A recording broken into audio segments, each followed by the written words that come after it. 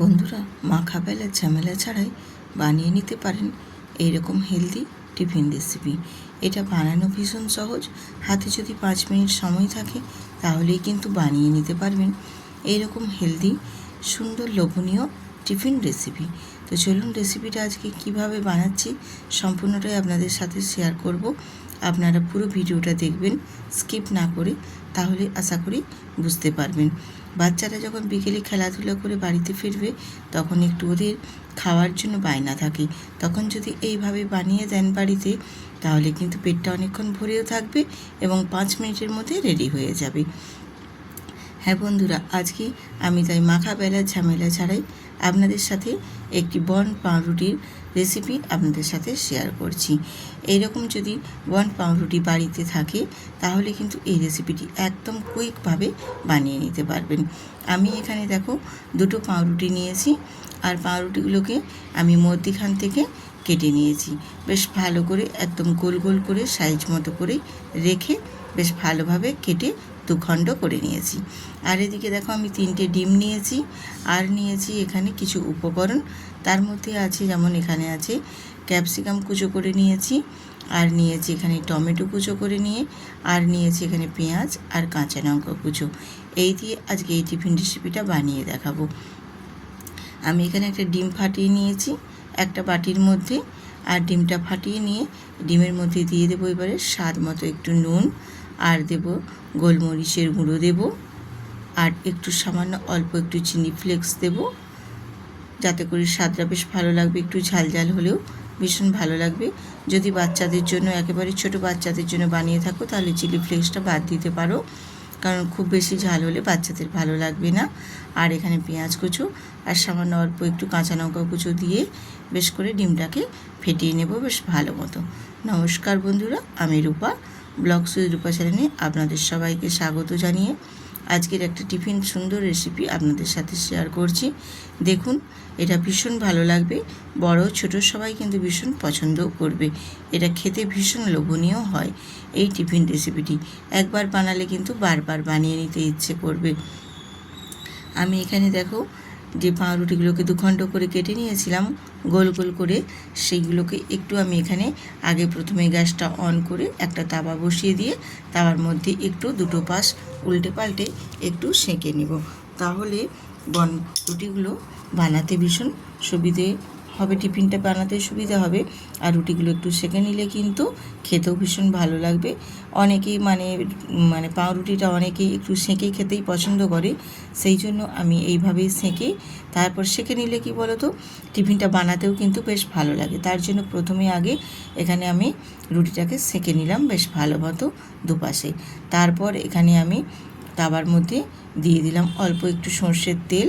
সর্ষের তেলটা দিয়ে স্প্যাচুলাটা দিয়ে একটু ভালো করে তাওয়ার পুরো গায়ে লাগিয়ে নিলাম। দিয়ে এখানে আমি যে ডিমটা ফেটিয়ে রেডি করেছিলাম সেই ডিমটা ফেটানোটা আমি তাওয়ার মধ্যে দিয়ে দিলাম।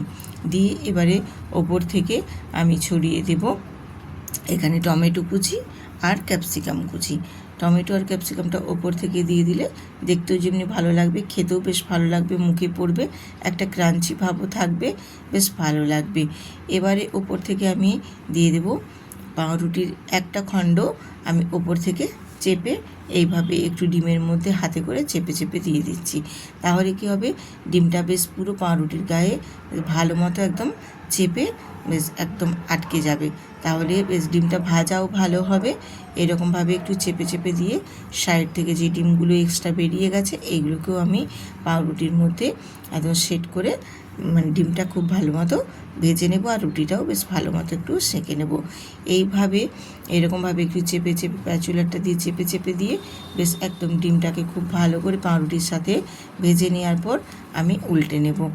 যেহেতু ডিমটা যেদিকটা দেওয়া ছিল সেদিকটা একটু সময় নিয়ে ভেজে নিয়েছি, এরপর আমি অপর পাশটাকেও একটু সময় নিয়ে ভেজে নেব। এইভাবে 2টো পাশ ভেজে নিলে বেশ ভাজাটাও সুন্দর হবে যেমন, আর খেতেও বেশ ভালো লাগবে। এরপর ওপর থেকে আমি পাউরুটির আরেকটা খণ্ড যে ছিল সে আরেকটা খণ্ডকেও ওপর থেকে দিয়ে দিলাম। দিয়ে আবারও স্প্যাচুলাটা দিয়ে বেশ ভালো করে একটু চেপে চেপে খুব ভালো মতো ভেজে নিয়ে আবার অপর পাশটাও আরেকটু উল্টে দিলাম। দিয়ে এইভাবে দুটো পাশ একটু উল্টে পাল্টে খুব ভালো করে ভেজে নিতে হবে, তাহলে ডিমটাও ভেতরে সুন্দর ভাজা হবে আর পাউরুটিটাও বেশ সুন্দরভাবে একদম মানে খুব ভালো মতোই একদম ভাজা হয়ে রেডি হয়ে যাবে। এইরকমভাবে তোমরা যদি বিকেলের দিকে একটু টিফিন বানিয়ে নাও, বাচ্চারা যখন বিকেলে একটু খেলাধুলা করে আসবে, তখন যখন ওদের খিদের একটা দেখবে বায়না থাকে, সেই সময় যদি বানিয়ে দাও তাহলে কিন্তু ওদের পেটটাও অনেকক্ষণ ভরে থাকবে। আর এটা বানাতেও কিন্তু একেবারে হাতে 5 মিনিট নিয়েই বানিয়ে নিতে পারবে, ভীষণ সুন্দর। এরকমভাবে আমি দেখো দুটোই বানিয়ে নিয়েছি, দুটো বানিয়ে নিয়ে তোমাদের একদম রেডি করে দেখিয়ে দিচ্ছি। এরপর আমি একটা একটু সাইডে সরিয়ে রেখে দেব, যাতে করে আমি টিফিনটা কাটিং করে তোমাদের দেখিয়ে নিতে পারি। সেজন্য একটা সাইডে সরিয়ে রেখে দিয়ে আমি আরেকটাতে নিয়ে নিচ্ছি। নিয়ে এবারে একটা ছুরি দিয়ে আমি বেশ ভালো করে মানে কাটিং করে নেব, যাতে টিফিনটা খেতে সুবিধে হবে। এত বড় থাকলে তো আর টিফিনটা খেয়ে মানে খাওয়া তো খুব একটা সুবিধা হবে না, তার জন্য এটাকে আমি কাটিং করে 4 ভাগে ভাগ করে নেব। আর এই রকম টিফিন যদি মানে বড়রাও যদি এরকম বিকেলে বা সকালের দিকেও যদি একটু নাস্তা করতে চাও, সেক্ষেত্রেও কিন্তু করে নিতে পারো। হয়তো সময় নেই, কাজের মধ্যে ব্যস্ততার মধ্যে হয়তো টিফিন বানানোর সময় হচ্ছে না, তখন যদি বাড়িতে পাউরুটি থাকে এইভাবে কিন্তু বানিয়ে নিতে পারবেন। ভীষণই সহজ এবং খুব একটা লোভনীয় টিফিন, মানে মাখা বেলার কোনো ঝামেলা থাকবে না, ঝটপট শুধু পাউরুটি ডিম থাকলেই কিন্তু বানিয়ে নিতে পারবে। ভীষণই টেস্টি এবং লোভনীয় এই টিফিন রেসিপিগুলো। আমি দেখো 4 ভাগে ভাগ করে একটা প্লেটে নিয়ে নিয়েছি, যাতে করে এটা সার্ভ করতেও ভীষণ সুন্দর হবে আর খেতেও বেশ ভালো লাগবে। এবারে ওপর থেকে একটু টমেটো সস দিয়ে আমি একদম ডেকোরেট করে দিয়েছি। এইসব টিফিন রেসিপি একটু সসের সাথে না হলে কিন্তু খেতে খুব একটা ভালোও লাগে না, এর সাথে চাটনি বা সস হলেই কিন্তু একেবারে পারফেক্টভাবে টিফিন রেসিপিটা তৈরি হয়ে যাবে। আজ এখানেই রাখছি, আবার দেখা হবে আরেকটি নতুন রেসিপিতে।